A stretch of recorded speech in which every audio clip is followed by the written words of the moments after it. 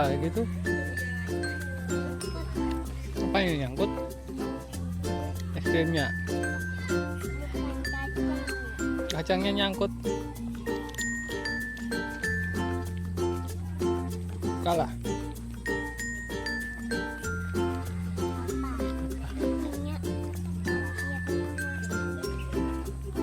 Mana?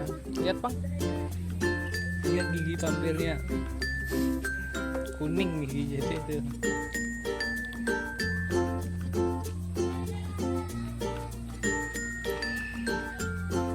Mainan apa namanya itu? Apa namanya itu? Nggak tahu.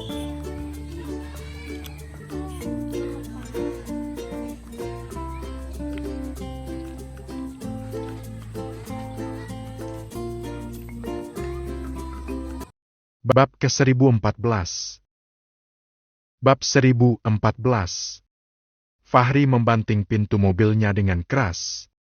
Langkah kakinya yang angkuh membelah rerumputan kampus, langsung menuju ke arah Bim-Bim dan Yasmin yang tengah bersantai. Aura permusuhan yang terpancar dari wajah Fahri begitu pekat, membuat Yasmin seketika berdiri dengan raut bingung sekaligus cemas. "Dokter Fahri? Ada apa? Ya?" tanya Yasmin ragu. Fahri sama sekali tidak menggubris Yasmin. Matanya yang tajam tertuju lurus pada Bim-Bim. "Bima Sakti Alfiano Darmawan, apa nggak cukup kamu dengan Yasmin? Kenapa sekarang masih mencoba mendekati istri orang?" Bim-Bim mengerutkan kening, ia berdiri perlahan. "Maksud dokter apa? Jangan berpura-pura. Kamu sudah punya Yasmin di sampingmu, tapi masih saja berani menemui istri orang di belakang suaminya." Suara Fahri tidak meninggi, demi menghindari perhatian mahasiswa lain yang berada di sekitar taman. Wajah Bim-Bim yang awalnya tenang kini mulai memerah tersulut emosi. Ia mengepalkan tangan, mencoba menahan diri demi menghormati status Fahri sebagai suami dari sahabatnya. "Saya nggak ada waktu untuk bicara dengan orang yang emosinya lebih tinggi dibanding logikanya." Fahri terkekeh sinis. "Tolong jauhi Zara dan jangan jadi perusak rumah tangga orang lain. Saya tahu kalian sering bertemu diam-diam, kan? Termasuk di kafe kemarin. Pertemuan kami di kafe hanya karena Zara butuh bantuan." "Bantuan apa? Aku suaminya. Aku mencukupi segala kebutuhannya," desis Fahri. Bim-Bim tertawa sinis, sebuah tawa yang penuh dengan nada sinis. Keberaniannya memuncak hingga ia melangkah maju, memperpendek jarak dengan Fahri. "Dokter Fahri yang terhormat, Anda suaminya, tapi kenapa justru orang lain yang lebih tahu kondisi istrimu sendiri?" tanya Bim-Bim telak. Fahri tertegun sejenak. Jantungnya berdegup lebih kencang. "Saya hanya membantu Zara mencarikan dokter terbaik untuk konsultasi." "Dokter? Aku bahkan punya kenalan dokter terbaik yang bisa membantunya. Kenapa harus minta bantuan padamu?" Bim-Bim ingin sekali menjelaskan kondisi Zara yang sebenarnya. Namun, ia sudah berjanji pada Zara akan menutupinya, termasuk dari suaminya sendiri. "Silakan bicara dari hati ke hati dengan Zara. Tapi, kalau dokter terus bersikap dingin dan egois seperti ini, jangan salahkan keadaan kalau suatu saat nanti Anda benar-benar akan menyesal." Fahri terdiam membeku. Namun, egonya yang setinggi langit segera membentengi hatinya. Ia menganggap semua ucapan Bim-Bim hanyalah alibi untuk membela Zara dan menutupi kedekatan mereka. Tanpa sepatah kata pun lagi, Fahri berbalik dan pergi meninggalkan kampus dengan amarah yang kini bercampur dengan keraguan yang mulai menggerogoti jiwanya. Yasmin menatap mobil dokter. Fahri yang menjauh dengan perasaan campur aduk. Ia kemudian beralih menatap Bim-Bim yang masih tampak berusaha meredam emosi di dadanya. "Kenapa Kak Bim gak ceritakan saja semuanya tadi tentang kondisi Zara yang sebenarnya? Dokter Fahri sepertinya benar-benar salah paham." Bim-Bim menghela napas panjang, ia kembali duduk di rerumputan dengan bahu yang tampak berat. "Duduk sini. Kita bicara." Bim-Bim menepuk tempat kosong di sebelahnya. Yasmin langsung duduk. Bukan hakku untuk membuka apa yang selama ini ditutupi Zara, Yasmin. Biarkan Zara saja yang jujur pada suaminya sendiri. Tapi, kalau dibiarkan terus seperti ini, masalahnya tambah besar, Kak. Bim Bim menatap lurus ke depan, matanya menyiratkan keprihatinan yang dalam. Justru kalau aku yang bicara, dokter, Fahri akan semakin salah paham. Dia akan merasa Zara sama sekali nggak menghargainya sebagai suami karena menutupi rahasia sebesar ini dan justru menceritakannya pada laki-laki lain. Kamu lihat sendiri tadi, dia sama sekali nggak percaya padaku. Iya, sih. Yasmin mengangguk pelan, menyadari kerumitan ego laki-laki yang sedang beradu. Ia bisa membayangkan betapa hancurnya perasaan Zara saat ini, terjepit di antara rasa tidak percaya diri sebagai istri dan kecurigaan suaminya sendiri. Kasihan Zara, Kak. Lirih Yasmin.